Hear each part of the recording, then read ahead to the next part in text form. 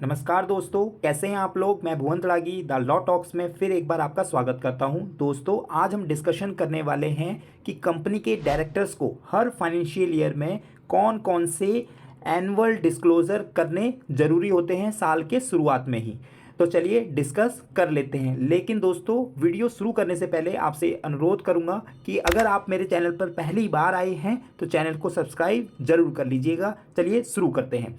दोस्तों, पहला जो डिस्क्लोजर है फॉर्म DIR 8 जो बात करता है disclosure of disqualification of director.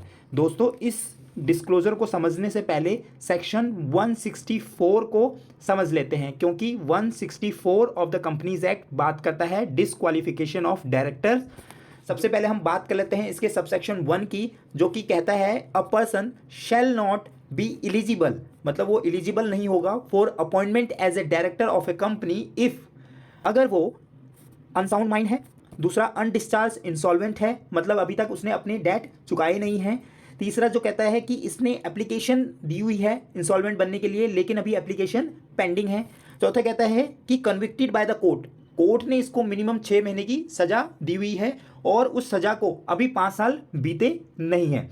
पांचों कहता है कोर्ट ने डिस्क्वालीफाई करा हुआ है, मतलब कोर्ट ने ही इसको डिस्क्वालीफाई कर दिया है डायरेक्टर को, जो डायरेक्टर बनना चाहता है। छठा कहता है not paid any calls of any shares.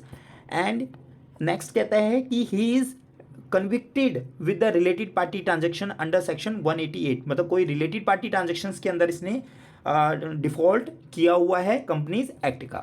दिन ही नहीं है पर्सन के पास अंडर सेक्शन 154, या फिर वो 20 से ज़्यादा प्राइवेट कंपनीज के अंदर डायरेक्टर हो रहा है, या फिर पब्लिक कंपनी है तो 10 से ज़्यादा वो डायरेक्टर नहीं हो सकता 165 के अंदर।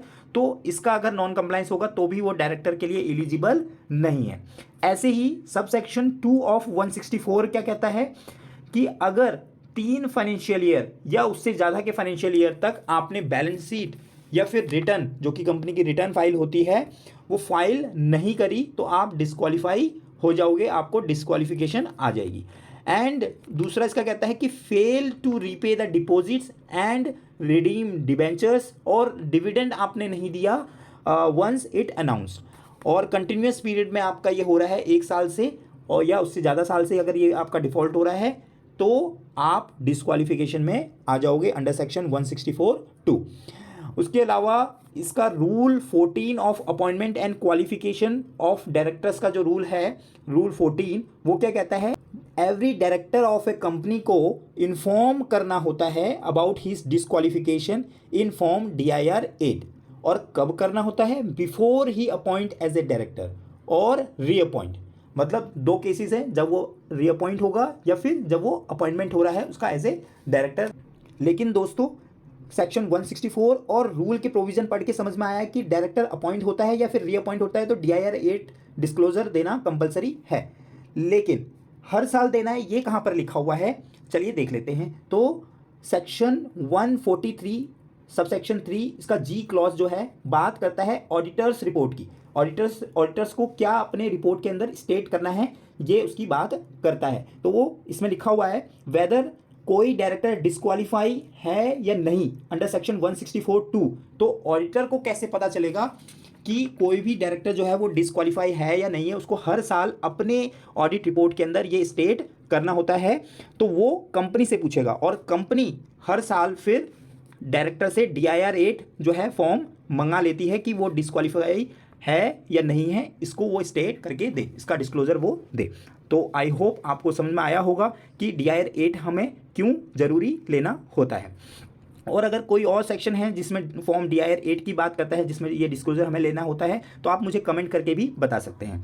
अच्छा, एक अपडेट है DIR 8 के अंदर 2023 में आया था, जिसमें DIR 8 में पहले जो फॉर्म जो ये होता था, इसके अंदर केवल 164(2) जो सबसेक्शन का डिस्क्वालिफिकेशन होता है उसकी बात करता था, लेकिन 2023 के बाद इसमें 2 चीज़ें ऐड कर दी गई, दोनों चीज़ें ऐड कर दी गई सेक्शन 164(1) के अंदर या फिर सेक्शन 164(2) जो सबसेक्शन 2 है, दोनों के अंदर अगर कोई डिस्क्वालिफिकेशन होगी तो वो आपको उसका डिस्क्लोजर देना है, दोनों का बताना है कि दोनों में मेरी डिस्क्वालिफिकेशन नहीं है। तो चलिए दोस्तों, अब बात करते हैं नेक्स्ट डिस्क्लोजर की, दैट इज MVP 1।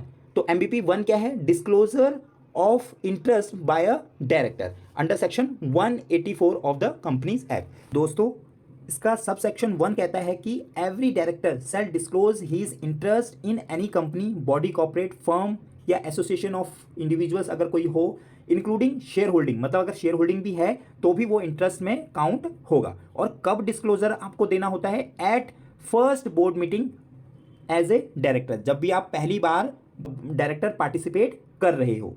दूसरा, आपको देयर आफ्टर एवरी ईयर आपको देना है फर्स्ट बोर्ड मीटिंग के अंदर। और तीसरा, when ever any change in the disclosure, तीसरी बार जब कब दोगे, कोई भी अगर बीच में चेंज आ जाता है तो आपको जो भी उसकी नेक्स्ट बोर्ड मीटिंग होगी पहली, तो उसमें आपको अपना डिस्क्लोजर ये देना रहेगा फ्रेंड्स, ठीक है। और ये जो नोटिस होता है इसको रखना होता है रजिस्टर ऑफिस के अंदर, कंपनी का जो भी रजिस्टर ऑफिस होगा उसके अंदर आपको इसको रखना है। कितने सालों तक? 8 सालों तक प्रिजर्व करके रखना है। सीएस की कस्टडी में ये रहेगा, कंपनी सेक्रेटरी की कस्टडी में रहेगा। अगर कंपनी सेक्रेटरी नहीं है तो कोई और पर्सन भी इसको रख सकता है, ऑथोराइज होना चाहिए।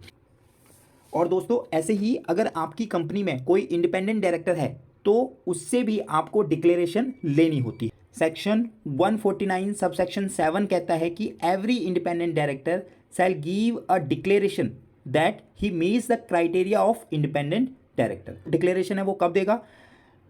Eight first meeting when he appoints as a independent director, at first board meeting every financial year.